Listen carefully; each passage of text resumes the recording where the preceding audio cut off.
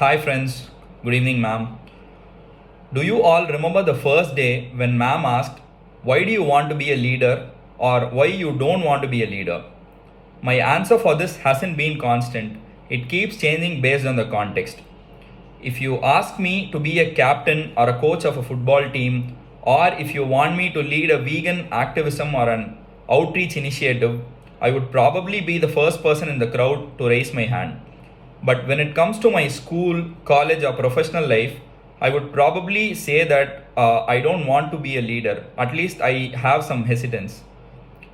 But why this inconsistency? I've been searching for this answer in myself for a long time, but I only end up with more questions. Is it because I love football or veganism so much? But I love my job too. Is it because of lack of confidence?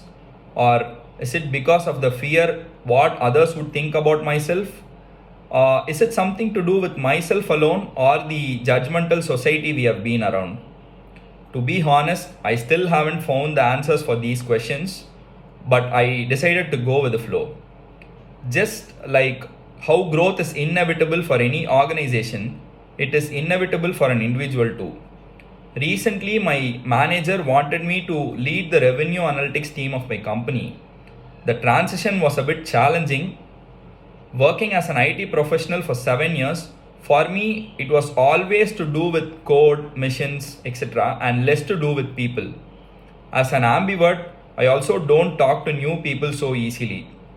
But I realized that this can't go on like that for a long time.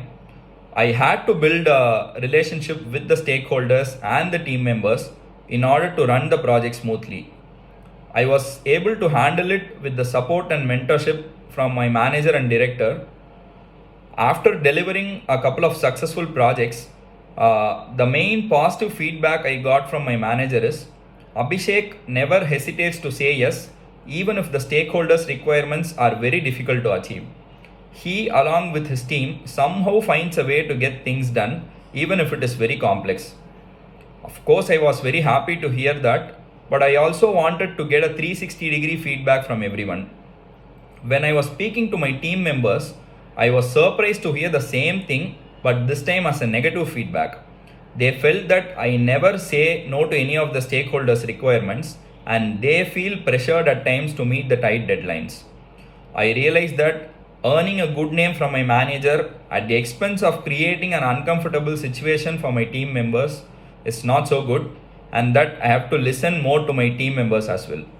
Also, I have to create a win-win situation for my stakeholders, manager, and the team members. From then on, I changed my style a bit. I spoke to my manager on how the team feels and asked him we might need extra resources to improve things a bit, which I know might take time.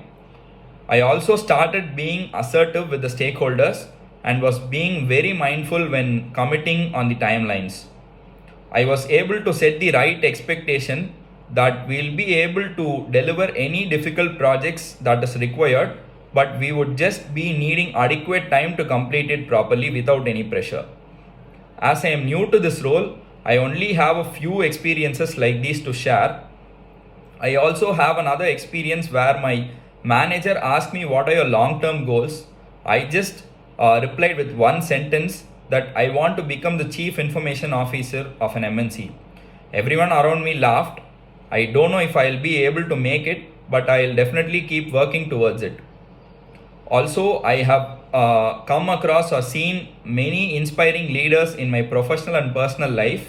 I would like to conclude this video by mentioning two leaders who keep inspiring me immensely.